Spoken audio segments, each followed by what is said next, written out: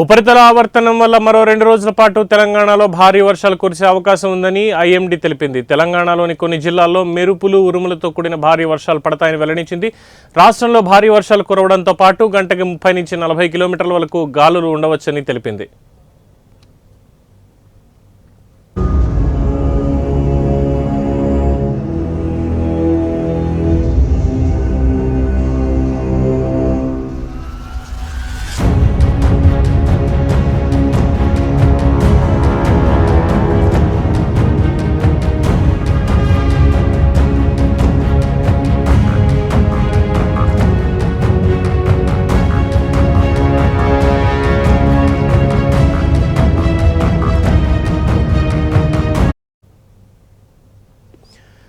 ఇక తెలంగాణలో ఇవాళ రేపు ఉరుములు మెరుపులతో కూడిన వర్షాలు కురిసే అవకాశం ఉందని హైదరాబాద్ వాతావరణ కేంద్రం తెలిపింది. తెలంగాణలోని మంచిర్యాల, భూపాలపల్లి, ములుగు, నల్గొండ, సూర్యాపేట, మహబూబాబాద్, వరంగల్, హన్మకొండ, జనగాం, సిద్దిపేట, భువనగిరి, నాగర్ కర్నూల్, నారాయణపేట, గద్వాల జిల్లాలకు ఎల్లో అలర్ట్ జారీ చేసింది.